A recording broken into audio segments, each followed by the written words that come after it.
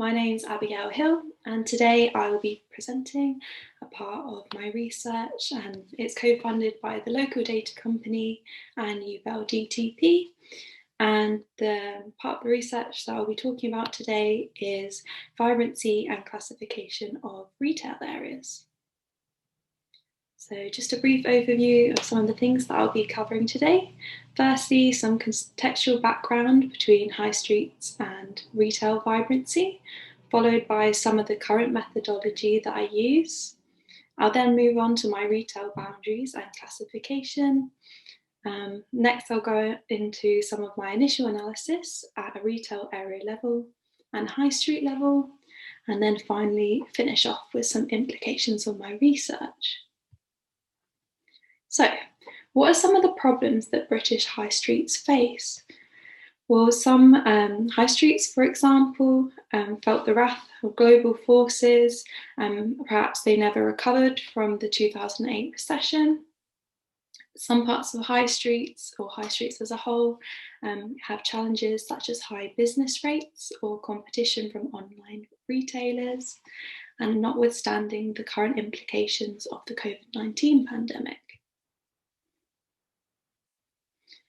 So throughout the COVID-19 lockdowns, perhaps a new essential or food for thought has been community and well-being within our society and a reintegration into our high streets. So I've taken the ideas such as health of high streets, success and vitality, and I will be using the term retail vibrancy throughout my research.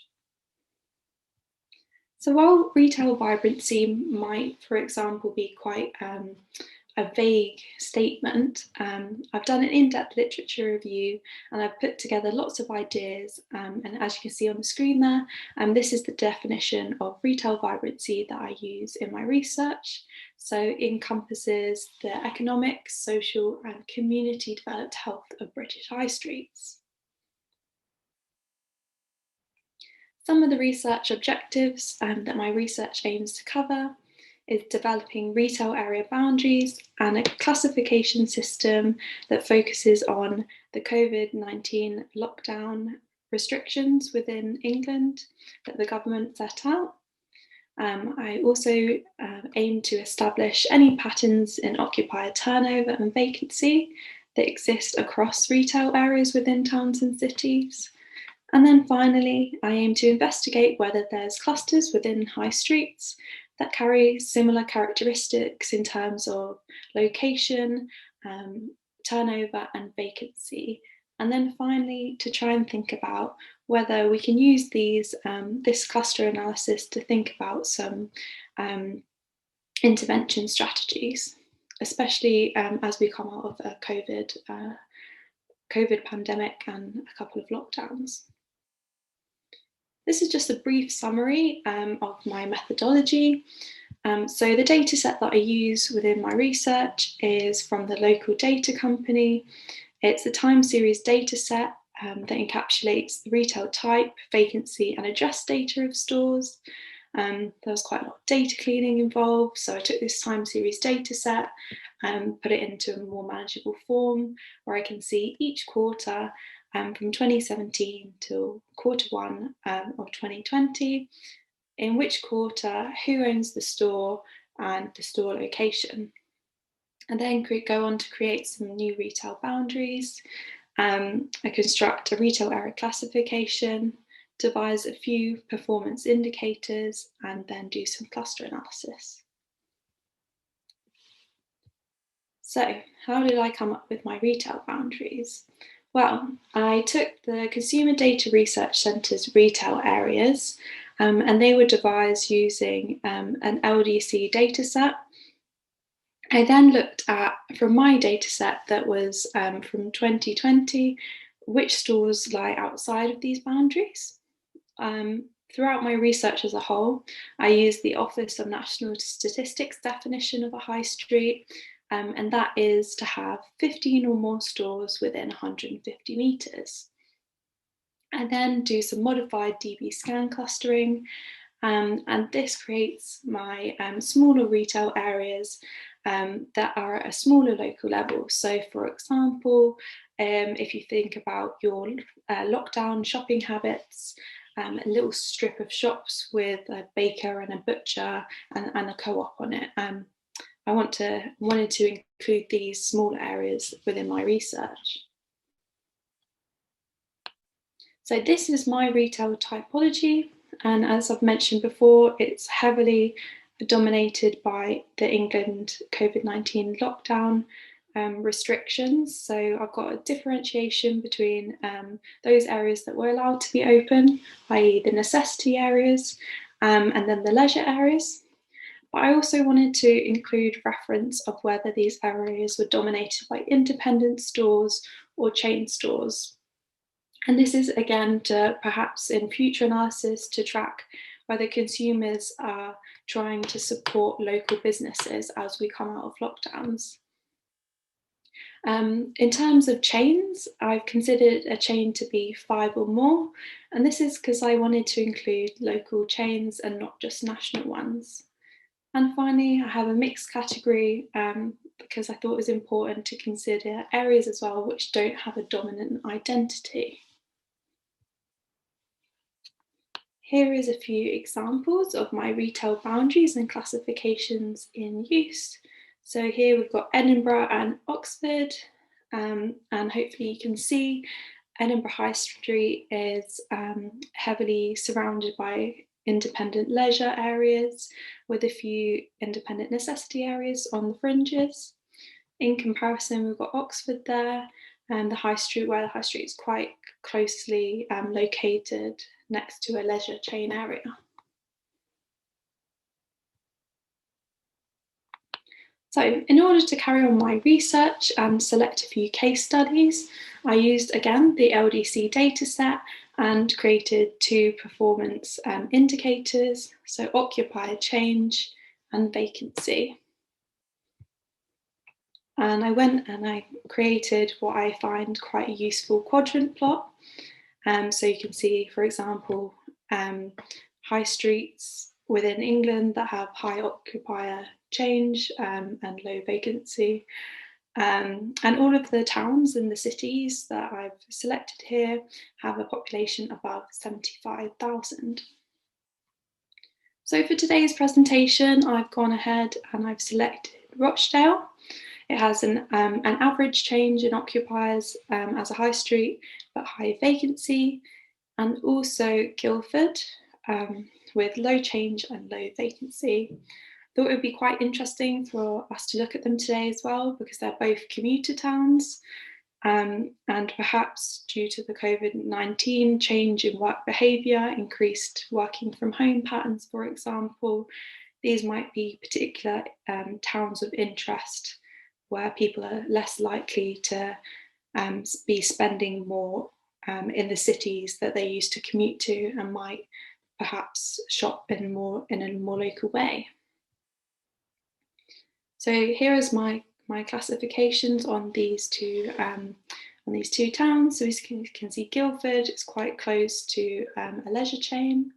In comparison, we've got Rochdale is surrounded by some independent leisure areas and also some necessity independent areas as well. Then we can go ahead and look at these retail areas' vacancy levels. Guildford has a lot lower vacancy as a whole than Rochdale does. But quite interestingly, what we can see is the retail area along Yorkshire Street at the top there, the green one. Hopefully you can see quite clearly. This is quite an interesting finding, I think, because even though the high street might be construed as less successful, it's got quite a high vacancy rate, there's a retail area right next to it that seems to be doing comparatively better.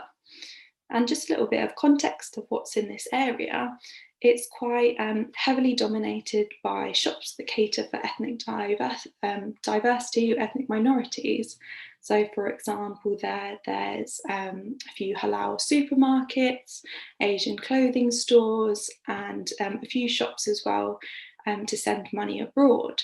So the whole area seems to have a collective brand image, or it collectively caters for a specific demographic. So the next step I did in my research is I wanted to look at smaller areas within these high streets. So the methods I've used some hierarchical clustering method with spatial constraints, as well as some modified dbScan clustering methods. And again, I've used the ONS's definition of a high street. And finally, to present it, I've used Uber's hexagonal hierarchical spatial index. And I've made sure that all my hexagons contain 4 or more retail units. And this is because the dataset is secure, so I didn't want to disclose the individual store locations. And again, we've got the case study of Guildford. Hopefully you can see again with the purple area, it's quite an interesting area I found, because close to each other, we've got one area there with higher occupier change, and then it has low vacancy, and then right next to it, there's an area with higher vacancy and lower change. So what's actually going on in these areas? So there is the Friary Centre. It's quite a successful shopping centre. And then right next to it is an area that's experiencing a bit more degradation. So there's large buildings such as the post office that's closed, banks that have closed, or places that have remained vacant for quite a long period of time.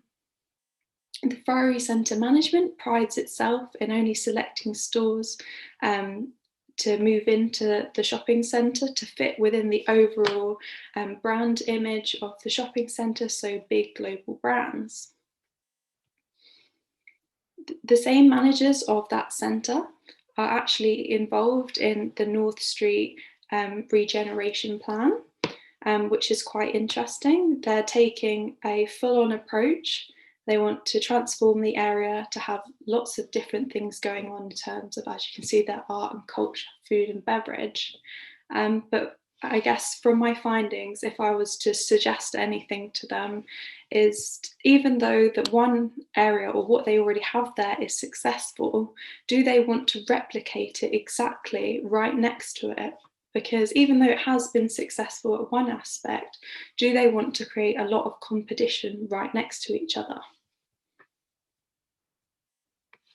Next, we'll go back to Rochdale. And again, we've got 2 areas of interest, and those are Yorkshire Street and Drake Street, which both have high occupier change rates and high vacancy rates. So let's have a look again what's going on there. Firstly, in the streets of Yorkshire Street, again, there's been closures of large premises, such as there's a big sort of historic looking bed and breakfast that's closed. And there's been lots of cafes that have tried to open and closed after a few years. So the side streets are quite desolate. However, there are some shops that seem to be succeeding. So, for example, there's a few shops you might consider as being not so healthy for the high street if you were to follow with high street literature. So things such as explicit lingerie store, there's a tattoo parlour, and also a tanning bed. But these might be succeeding because consumers are specifically going to that area for those products, as opposed to simply passing by a cafe on the way to a larger premises. And as well, we've got Drake Street. And Drake Street is an area that seems to have not really recovered from the 2008 recession. When you look at it, it's really hard to see whether the shops are actually vacant or not, because the storefronts are so dilapidated. And then I've done some contextual background behind the statistics that I found and the findings that I found. And again, the area is subject to a regeneration programme. So the Drake Street Heritage Action Zone, where they're trying to really build on the heritage of the area and make the shop fronts look more presentable. But again, from my findings, I would suggest the appearance of the area might not be the central focus of the regeneration. And thinking back to when we saw the area in Yorkshire Street, that had an overall brand image. So they are really catering for ethnic minorities. So perhaps, again, they might be more selective on which stores they want to hold the premises within this historic branded area. So did they want to go towards a traditional setting of necessities, maybe again the traditional butcher's, baker's, grocery store? So to sum up, if I was to sum up my findings, or what I was aiming for in my project, and that is that I wanted to create a retail classification which included necessity areas which were open during the COVID-19 lockdowns. I then wanted to compare these necessity areas to the successes of the main high streets in England. And finally, I looked within these high street areas to see if there were any specific areas that were underperforming before COVID-19. And this is important because going forward, these might be areas that struggle more in the second recession, a new recession caused by the pandemic, and thinking about how we can try and intervene. So some of the future work that I want to do, most importantly, what I'm really keen to get is some more up-to-date data. So use my classifications and boundaries to see what's happening to these areas that were allowed to remain open, and then compare it to the success of the ones that weren't. Finally, I also want to get some geographically more precise comparisons. So thinking about the population that's around the high streets and how the intervention strategies can be tailored to who lives there. And also some more work in terms of validity and generalizability testing. Thank you very much. And does anyone have any questions?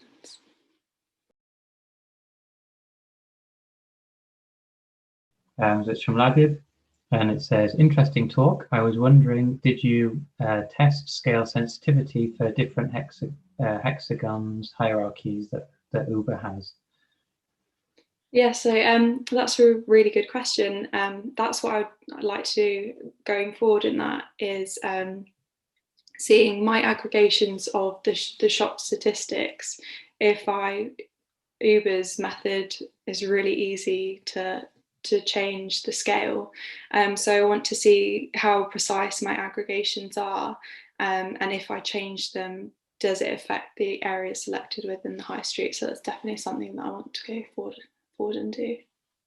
I was just wondering if you had any plans on how you would sort of disseminate this work to policymakers and decision makers. Obviously, you've identified some private sector companies who manage these retail centres and high streets who might benefit from what you've done. And you've said kind of how you would advise them in terms of managing the high streets that they have responsibility for. I just wondered if you had any work and any ideas about how you might go about doing that in terms of talking to them and presenting to them. Yeah, so this paper or this work was actually a bit of a springboard to what I've been doing recently. So I've just completed a project joint with Retail Analytics, and I created an index for resilience for commuter high streets, hence my interest in Guildford and Rochdale. And within the index, I included things like the wealth of the area, the vacancy, but also thinking about the vacancy of surrounding necessity areas. Also included things that, the occupation. I tried to model the impact of the working from home, and then that index I could then look at and think, well, Guildford is ranked the most resilient. What intervention strategies can we use from there? And I used the clustering method for that.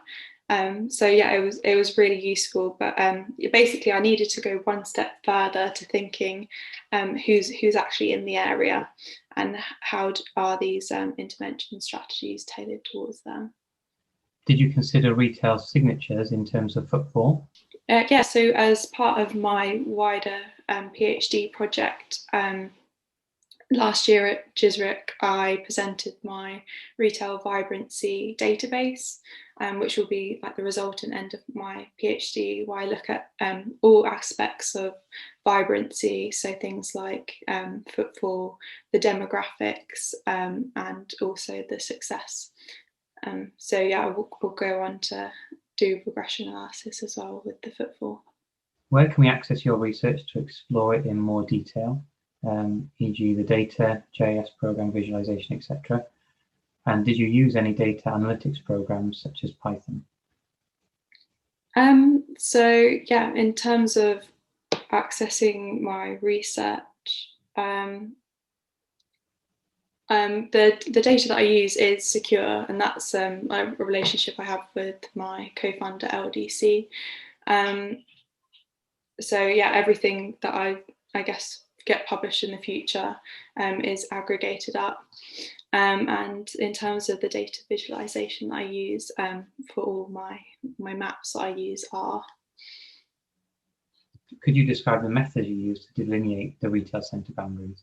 Yeah, so in terms of the methods that I specifically followed was the scripts used to create the original boundaries. So that is in Alex and Les's original paper, and I stuck very closely to those. But I integrated the ONS's definition, so I made sure it was 15 stores within 150 meters.